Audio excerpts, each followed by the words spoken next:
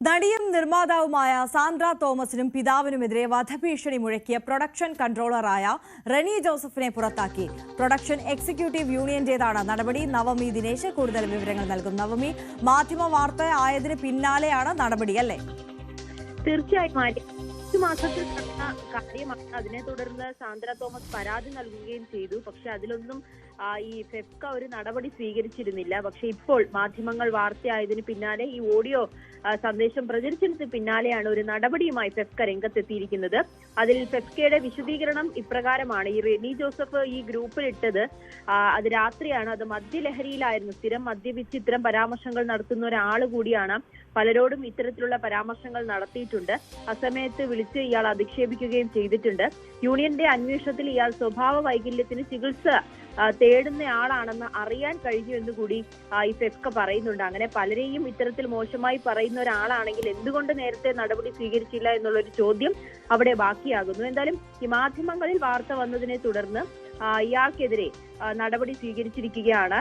റെനി ജോസഫിനെ യൂണിയന്റെ പ്രാഥമിക അംഗത്വത്തിൽ നിന്നും അന്വേഷണ വിധേയമായി സസ്പെൻഡ് ചെയ്തതായാണ് ഈ ഫെഫ്ക അറിയിക്കുന്നത്. ഇപ്പോൾ പ്രൊഡക്ഷൻ എക്സിക്യൂട്ടീവ് യൂണിയനിന്റെ ഒരു പത്രക്കുറിപ്പാണ് ഇപ്പോൾ പുറത്തു വന്നിരിക്കുന്നത്. എന്തായാലും മാധ്യമങ്ങളിൽ വാർത്തയായതിന് പിന്നാലെയാണ് നിർമ്മാതാവിനെതിരെ റെനി ജോസഫിനെതിരെ ഒരു നടപടിയെടുത്തു എന്നുള്ളതാണ് ഏറ്റവും പ്രധാനപ്പെട്ട കാര്യം.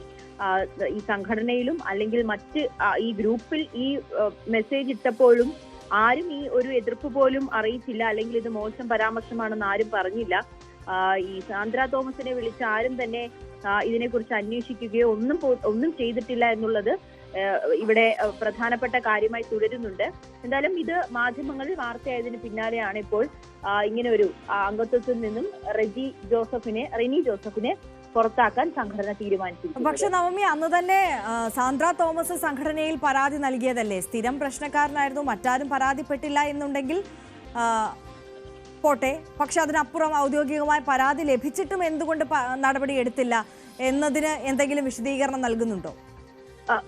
അതാണ് പ്രധാനമായും ആര്യ ചോദിക്കുന്നത്. ഇങ്ങനെ സ്ഥിരം ശല്യക്കാരനായ പല ആളുകളെയും വിളിച്ച് രാത്രി മദ്യപിച്ച് മോശമായ പരാമർശം നടത്തുന്ന അല്ലെങ്കിൽ ഇത്തരത്തിലൊരു വൈകല്യമുള്ള ഒരാളാണെങ്കിൽ എന്തുകൊണ്ടാണ് നേരത്തെ ഈ സംഘടന നടപടി എടുക്കാത്തത് എന്നുള്ളത് പ്രധാനപ്പെട്ട കാര്യമാണ്. അല്ലെങ്കിൽ പോലും ഈ ഗ്രൂപ്പിൽ ഇത്തരത്തിലൊരു മോശമായിട്ടുള്ള, നമുക്കത് ആ ഓഡിയോ സന്ദേശം പൂർണ്ണ രൂപത്തിൽ സംപ്രേഷണം ചെയ്യാൻ കഴിയില്ല. അത്തരത്തിൽ സ്ത്രീത്വത്തെ അപമാനിക്കുന്ന തരത്തിലുള്ള ഒരു ഓഡിയോ സന്ദേശമായിരുന്നു അതിലുള്ളത്.